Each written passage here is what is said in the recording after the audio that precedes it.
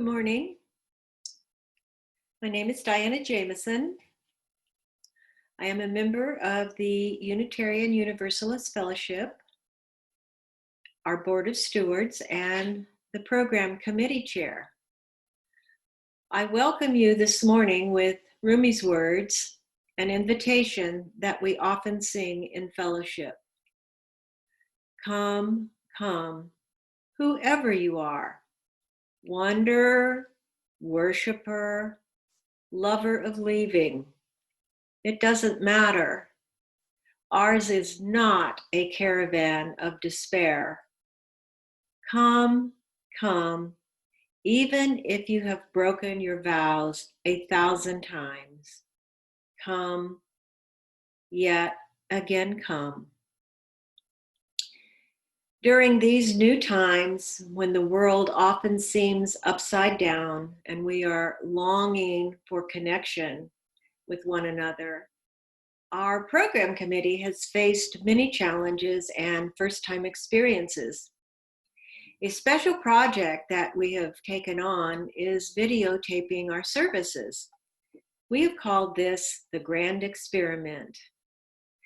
Today, I am excited to welcome you to our second Grand Experiment, prepared by Hank Stupai, Nancy Stupai, our pastor, Susan Mosley, and our guest speaker, Eddie Correa. Welcome.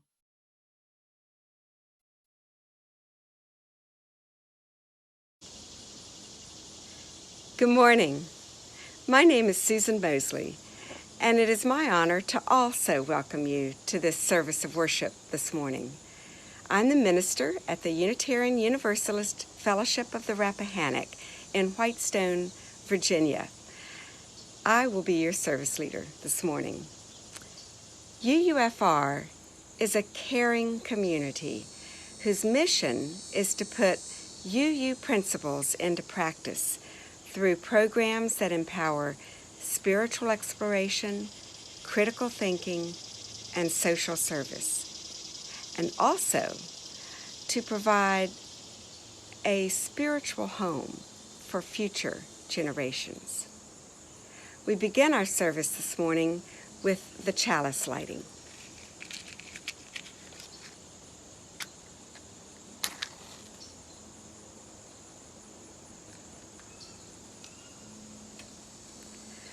This flaming chalice is the symbol of a free faith. May it burn with the holy oil of helpfulness and service. May it warm hearts grown cold with indifference. May it light dark places with justice and rekindle hope in despair. May such light and warmth be eternal.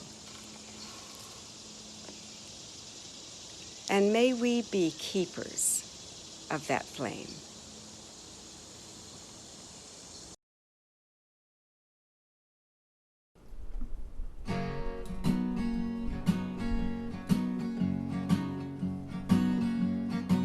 I'm on my way.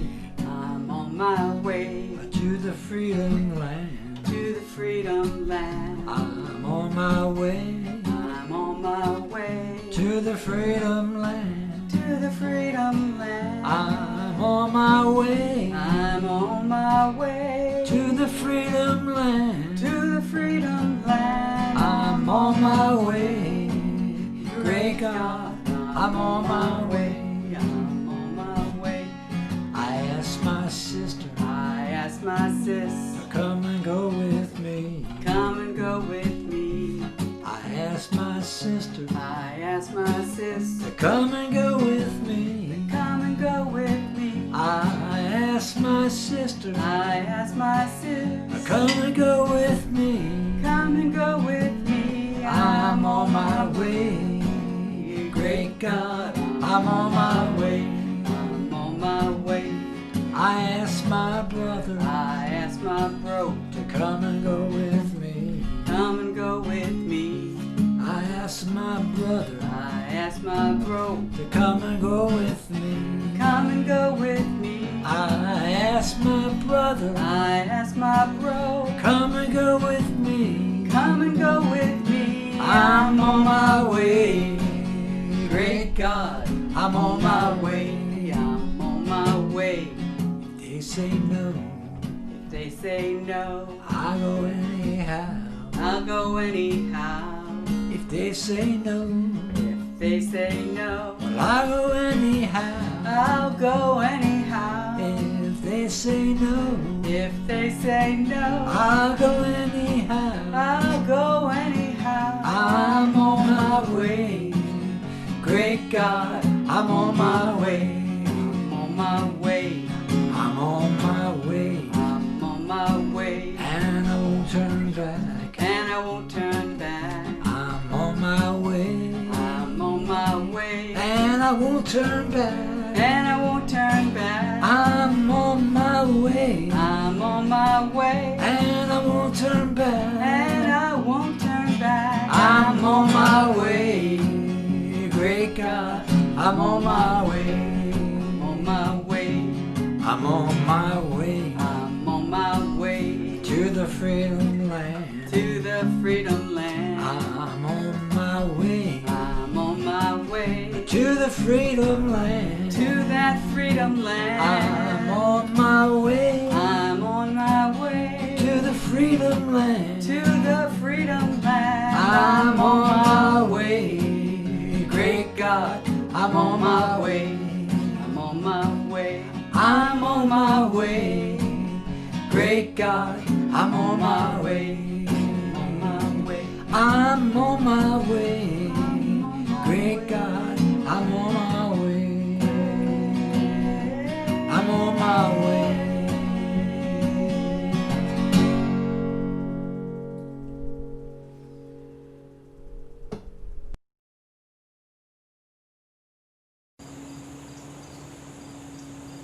Our opening words this morning are from Lao Tse, prophet, philosopher from the 6th century BCE. Hear what he has to say to us today. If there is to be peace in the world, there must be peace in the nations. If there is to be peace in the nations, there must be peace in the cities. If there is to be peace in the cities, there must be peace between neighbors. If there is to be peace between neighbors, there must be peace in the home. And if there is to be peace in the home, there must be peace in the heart. May it be so.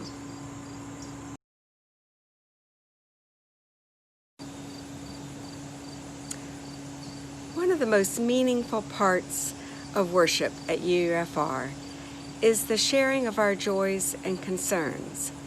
When we are in worship together, we get to speak out loud those things with each other.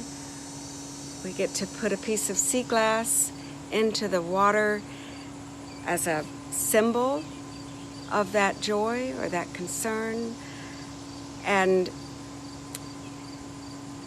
the container, the water chalice, is really a metaphor for the larger container that is our UUFR community. So I invite you now to take a moment to reflect on your own longings, celebrations, worries, joys, concerns, and in your heart offer them to our community. Take a moment now.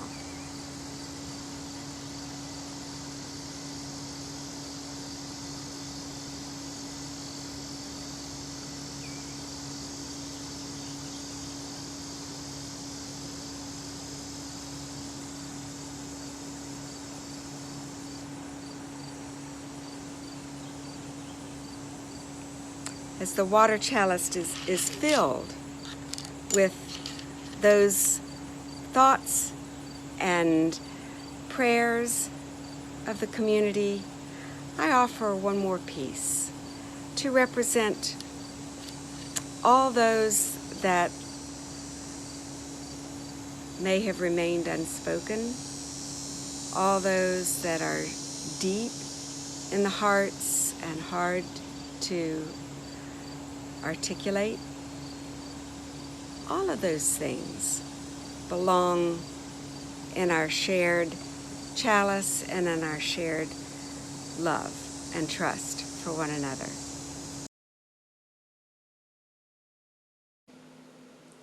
Our reading this morning is taken from President Lincoln's second inaugural address. I want to set the stage for you. This address was given March 4th, 1865. The surrender at Appomattox was not going to occur until April 9th. And then, of course, Lincoln was assassinated on April 15th. At the time Lincoln gave this inaugural, the Union was winning the war, and it was pretty clear to everybody that was going to be the outcome. So a lot of people expected him to gloat and declare victory at the second inaugural, but of course he did not do that. On the occasion corresponding to this 4 years ago, all thoughts were anxiously directed to an impending civil war. All dreaded it, all sought to avert it. Both parties deprecated war, but one of them would make war rather than to let the nation survive, and the other would accept war rather than let it perish, and the war came. Neither party expected for the war the magnitude or the duration which it has already attained. Neither anticipated that the cause of the conflict might cease, or even before the conflict itself should cease. Each looked for an easier triumph and a result less fundamental and astounding. Both read the same Bible and pray to the same God. Each invokes his aid against the other. It may seem strange that men should dare to ask a just God's assistance in wringing their bread from the sweat of other men's faces, but let us judge not, that we be not judged.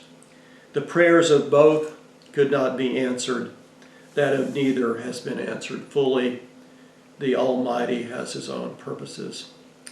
Fondly do we hope, fervently do we pray, that this mighty scourge of war may speedily pass away. With malice toward none, with charity for all, with firmness in the right, as God gives us to see the right. Let us strive on to finish the work we are in, to bind up the nation's wounds, to care for him who shall have borne the battle, and for his widow and his orphan, to do all which may achieve and cherish a just and lasting peace among ourselves and with all nations.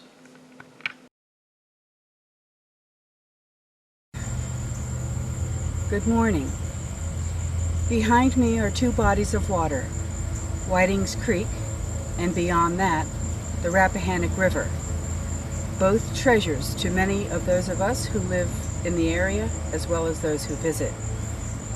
The land separating the two is part of Helen and Tom Foster's property. Will you now join me at the river's edge for a time of meditation, of stillness, of peace?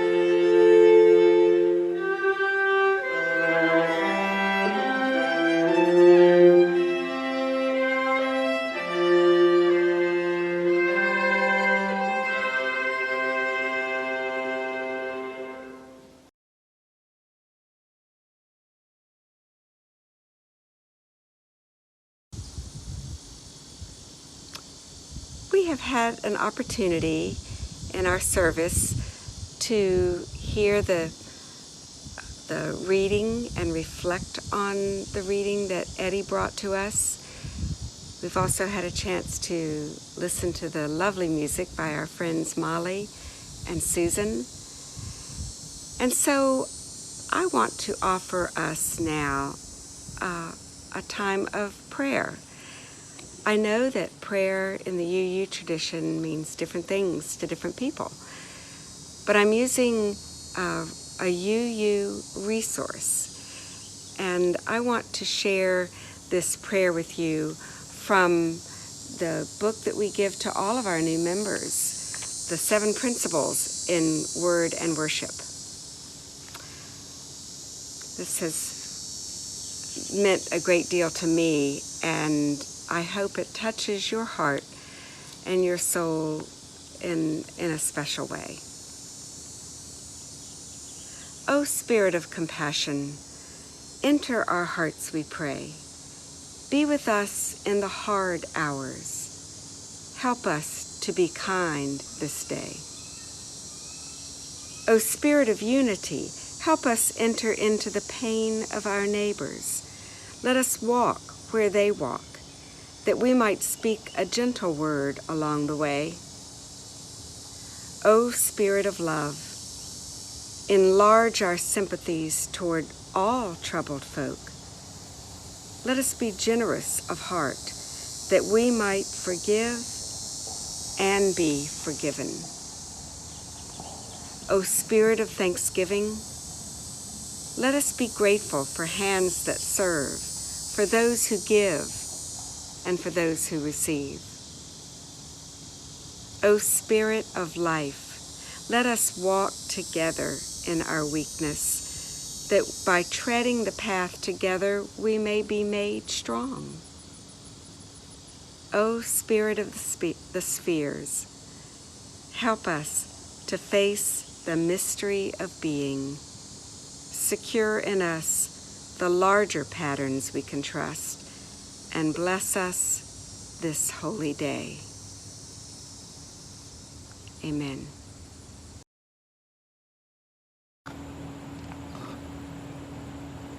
The light of this chalice would soon flicker and die without the oil that nourishes its flame. And just as this flame cannot burn without oil, our fellowship cannot survive or thrive without the financial as well as personal support of its members and friends.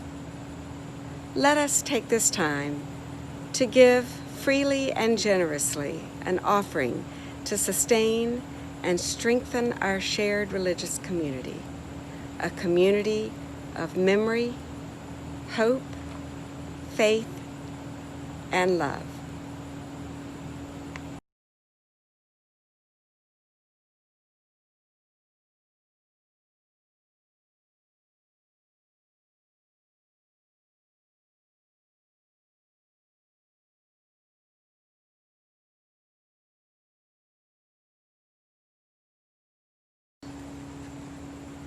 I am pleased to introduce to you today's speaker, Eddie Correa.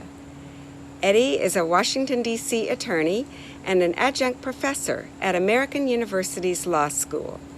He was chief counsel of the Senate Antitrust Subcommittee and served in the Clinton administration as special counsel to the President for Civil Rights in the White House. Eddie is also a member of the board of directors of the Lawyers Committee for Civil Rights under Law. In addition to those things, Eddie is an author. He has written several books. Two of the titles are The Uncertain Believer, Reconciling God and Science. I believe that book is in our UUFR library. And the other is Teaching Your Child About God in a Scientific World. In addition to those, he's written 2 novels. But especially, Eddie is a beloved member at UUFR. So join me in welcoming Eddie as our speaker this morning. Welcome, Eddie.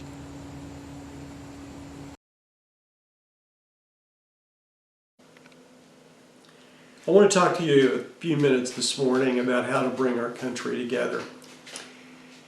There's no dispute that we are divided. I don't think anyone would argue with that. The question is, how do we bring ourselves together? Now, we're divided along many lines, what we might call fault lines. There's race, religion, political views, income, man, woman, gay and straight. You can think of a lot of ways to divide us. Some of these ways we're divided are not that important. You know, we argue over sports teams and we argue over art and music. That doesn't matter. It's where we have deep fault lines that is really the cause of stress in the country. I'm going to talk about three principal ones: race, culture, and religion, and I'm going to talk about a fourth one, politics, because it's intertwined with the other three. Now, these existed a long time before President Trump came along. Race, division over race obviously existed since the origin of the country. It's easy to forget how much progress we've made. From the first president who owned slaves, through a civil war, through Jim Crow, through the 1964 Civil Rights Act, through our first black president. So we've made a lot of progress, and we shouldn't forget that. But race can still tear our country apart, and it's doing that right now. In large part because someone's fanning the flames. Not just President Trump, although he's a leader of it, but a lot of people are out there fanning the flames, white nationalists and neo-Nazis and other people who are really deeply racist. But again, that division was there before Trump came along. Cultural divisions, we've always had those. There's always been a division between highly educated people who, let's say, understood evolution and believed in it versus less educated people who did not. Today, I think we can say our cultural divisions, they tend to run along education lines, college educated versus not college educated. Also a split along rural, who lives in rural areas and who lives in urban areas. And somewhat modern splits, people who are comfortable with globalization and diversity in international affairs and comfortable with immigration. And with people divided with people who do not. People who are comfortable with diversity in sexuality and sexual orientation versus people who are not. Again, there before Trump came along, but he's probably fanned the flames of that. Religious divisions, they certainly overlap with those other two categories, but to the extent they are directly tied to religious affiliation, I want to talk about that for a moment. A lot of people, maybe the biggest single group, don't identify with a formal religious affiliation, a formal denomination. But we've had divisions over religion, as I say, before Trump. Remember when there used to be a Catholic-Protestant divide. Remember when JFK was nominated, people argued, well, gee, can we really have a Catholic president? I don't think that's troubling us so much today. Today, I think the main division is between the evangelicals and everybody else. And that stems, I think, from the involvement of evangelicals in the political process, which of course they have a right to do. But once they do that, then that is going to promote some division. And the rise of the anti-abortion movement. Again, all there before Trump came along, but worse now. And finally, politics obviously overlaps with all these categories. There's a very deep fault line between people who are supporters of Trump and people who are not supporters of Trump.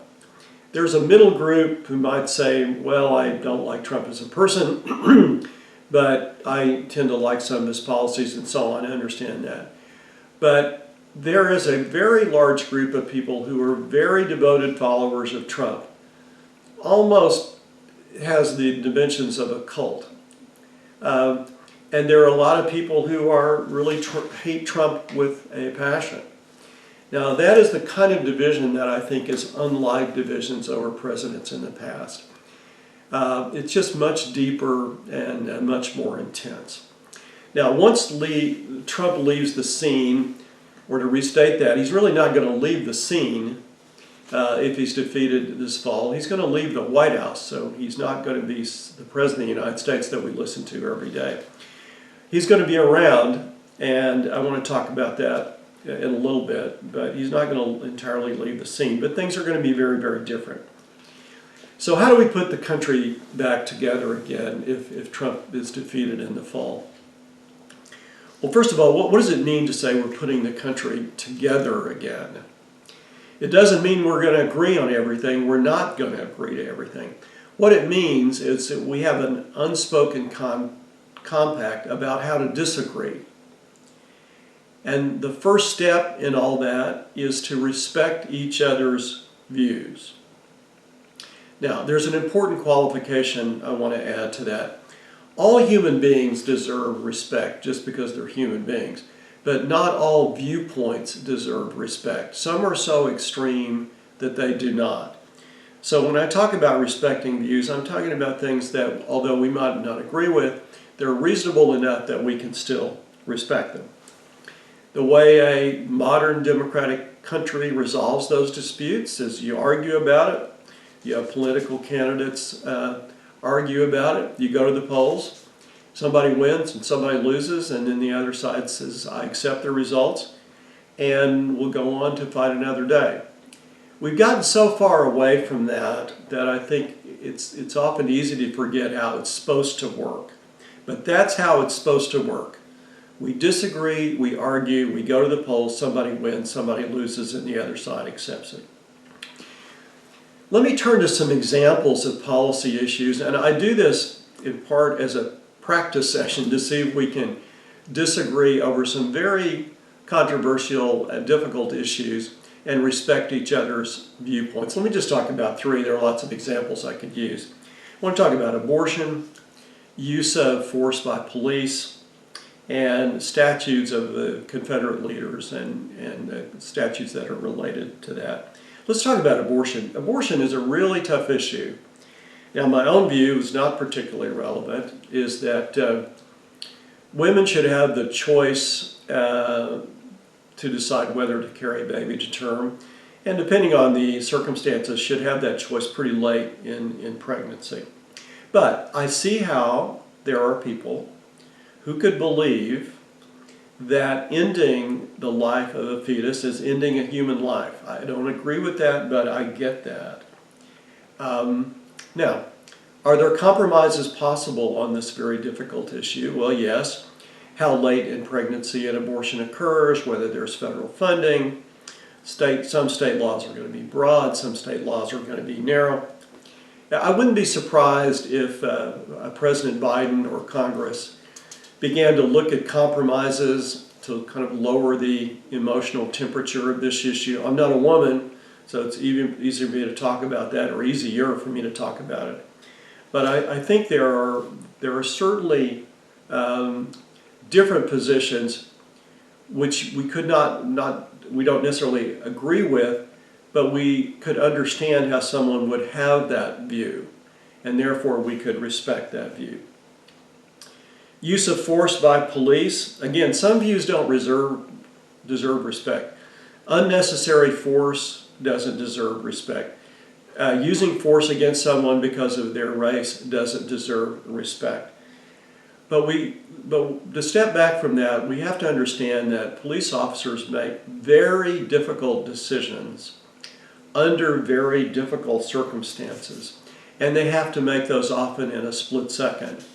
Now, you watch television shows and you can get the idea that, well, gee, if you're just patient enough, there's somebody who looks very hostile, looks very violent, has got a gun. I can talk him out of using it. And on the television shows, they do talk him out of using it. That's actually not real life in most cases. In real life, both sides are terrified. They don't know what the other side's going to do. police officer can fire dozens of times sometimes and not hit anything. The whole process, the process in real life is pretty chaotic. People, up to half the people involved in that from the citizen side have a mental disability. They're difficult to predict. You don't understand what's going on in their head. Now, again, I'm not saying that police brutality is a reasonable view that one could respect. It's not. We should have rules, ban chokeholds, ban use of unnecessary force. And police officers are trained, they should learn the rules, and they need to be held accountable. I've been pushing, and nobody's agreed with me so far, but I'm still working on it, is using technology to develop much more sophisticated non-lethal weapons. But the point of this discussion is that there is another side to this. There's the police officer side, and there's the citizen side, and we need to try to see both sides. One last example, these Confederate statutes, Robert E. Lee, Stonewall Jackson, Jefferson Davis Highway, still named that, incidentally. I don't think it's a reasonable point of view to say, let's continue to have statutes that promote and honor the Confederate position in the Civil War. That's not reasonable. That doesn't deserve respect. On the other hand, there's the statues of George Washington and Thomas Jefferson, who were slave owners. And you might say, well, they did a lot more for the country than they hurt the country by owning slaves. You may disagree with that, or you may not. The point is, there's a spectrum of views on this. There are going to be people on that spectrum who have views that we don't agree with, but we still need to respect their views. Now, what's the second step? The second step is to communicate, to talk with one another. It's always been hard to talk about difficult political issues. Trump didn't start that. But I think we've gone from having conversations being very difficult to conversations being almost impossible. Conversations between people who support Trump and people who oppose him. When he has left the White House, it's going to be easier, I think.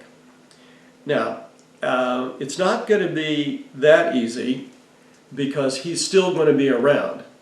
I mean, he is a unique figure. He's unique in history, I think, in modern history at least.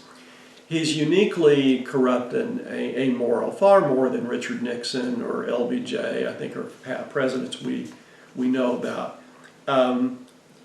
So he has done something to communication that's been very damaging. When he has gone from the White House, we need to try to communicate. Now, that's going to require patience, it's going to require listening, and it's going to require having the view that the whole point of a conversation is not that I win the argument or that I embarrass the other side. If that's what your goal is in a conversation, it's not going to get anywhere. The point is to try to understand the other side and maybe try to share your perspectives, even if you walk away and you still disagree. Now, we're going to face some serious headwinds in doing that. If Trump loses the election, he's going to claim the election was rigged. He's going to claim there are millions of fraudulent ballots. We'll probably be in court. It's going to get very messy. We're going to be in courts where people are contesting the results of a particular state. The whole election may end up in the Supreme Court. It could be Trump supporters are going to be out in the streets, and he might be encouraging them to be out in the streets. That's what happens in third world countries after an election. There's a mob that goes out in the streets claiming fraud. I wouldn't be surprised if that's what happens here.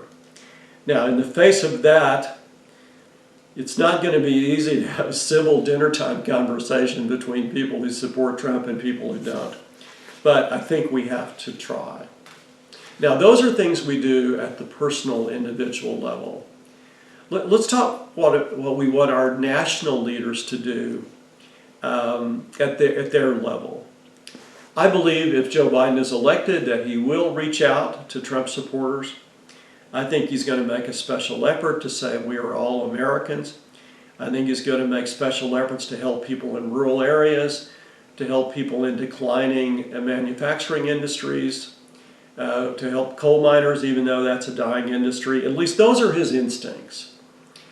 I know him a little bit, like thousands of other people, but I believe that's where he's going to come from.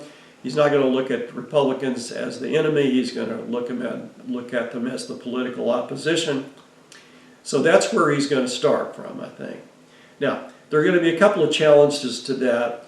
One is, if Trump loses, he's going to be out there rallying his followers to take the position that the whole election was a fraud, that's invalid, that's illegitimate. And I think Trump should I think Biden should just resist engaging on that. Make a statement, point out your views, and just continue to govern. Because if you get involved in that kind of back and forth, I don't think it's going to be very productive. A second headwind that Biden is going to face is that he's going to have a left wing, a progressive left wing that's going to push him to do more, that's going to push him to be more aggressive, to take positions that he's resisted. For example, prosecuting Trump. That's something that third world dictators do. They try to put their political opponents in prison. I don't think it's good for the country here. They're going to push him, the left wing is going to be pushing Biden to take positions, defund the police, and so forth. I think he should resist that. I think he will resist it. But I think his instincts are to try to find some middle ground. Now, let me talk about bipartisanship. I think we always have to start from that perspective. What can you work out with the other side? But there are limits to that. The Republicans after the election are going to be saying, well, gee, we never really supported Trump as a person. We only agreed with some of his policies. They're going to be trying to revise their position so that they are spared the accusation that they simply were enablers of Trump. They're going to be engaged in trying to rewrite history, much as the South did after the Civil War. I think Biden will just have to deal with that and realize that these folks are trying to scramble for their reputation. Republicans are also going to be trying to deprive Trump of victories, just like Mitch McConnell said after Obama was elected. So how do you deal with that? Well, you start out with language of reconciliation. You start out with language of bipartisanship, and you make a genuine effort to compromise. But bipartisanship has its limits. On the small issues, we can find common ground. On the big issues, healthcare reform, climate change, revising the tax code so that we can get out of this mess we're in, those probably do not have bipartisan solutions. There's probably not going to be a compromise with the Republicans. What do you do in those circumstances? You get the votes and you try to win. I used to be, by the way, for the filibuster rule. You remember the filibuster rule says you need 60 votes in the Senate.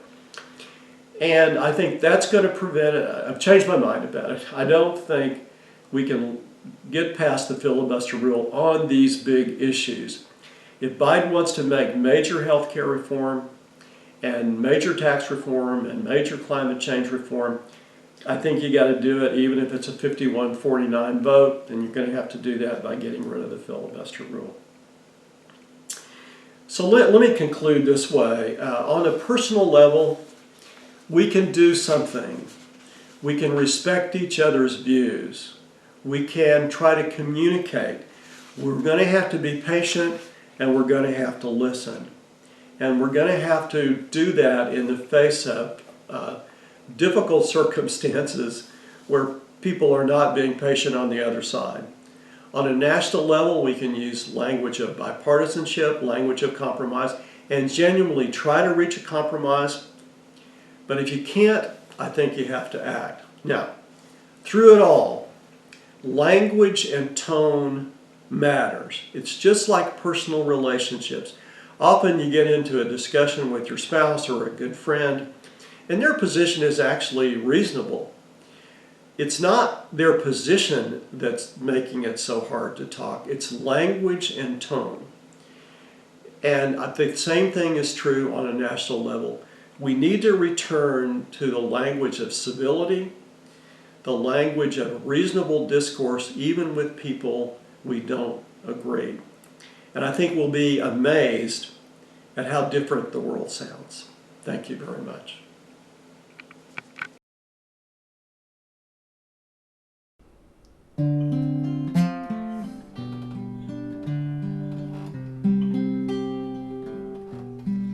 Oh, beautiful for spacious skies, for amber waves of gray, for purple mountains' majesty above the fruited plains. America, America, God shed his grace on thee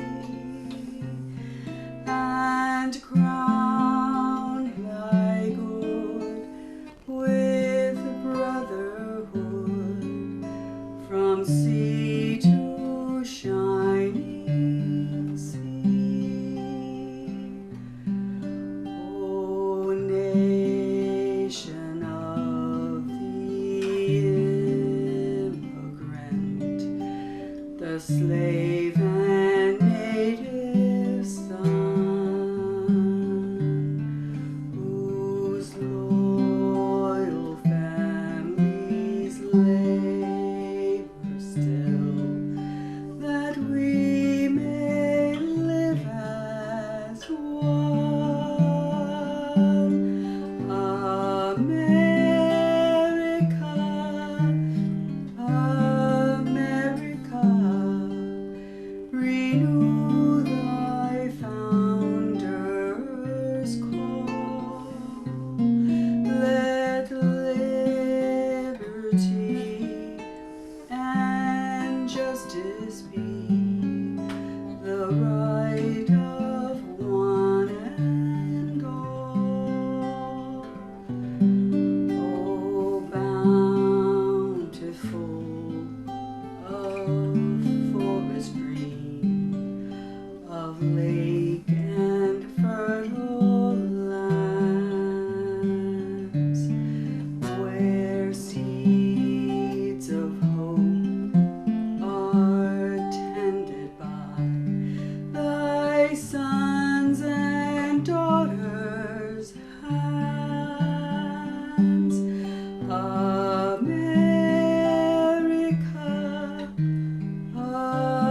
America, the earth still calls to thee,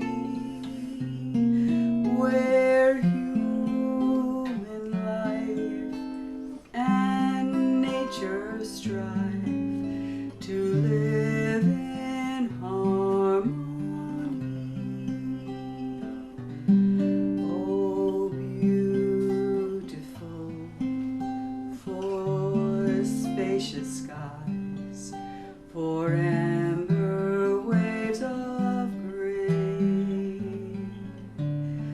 for purple mountains' majesty above thy fruited plain. America, America, God shed his grace on thee and crown thy good with brotherhood from sea to shining sea, from sea to shining sea.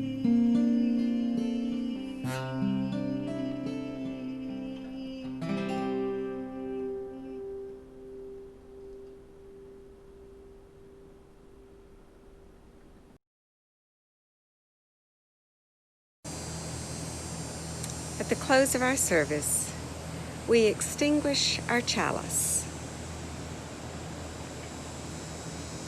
but not the light of truth, the warmth of community, or the fire of commitment. These we carry in our hearts until we are together again. And now I wish we could join hands in our closing circle. But as we join them in spirit, please hear these words of benediction. Where hate rules, let us bring love. Where sorrow, joy. Let us strive more to comfort others than to be comforted, to understand others than to be understood, to love others than to be loved. For it is in giving that we receive, and in pardoning that we are pardoned. May these words, taken from St. Francis of Assisi, continue to move us. May they be so in our lives, and may you go forth from this service with courage, hope, and love. Namaste.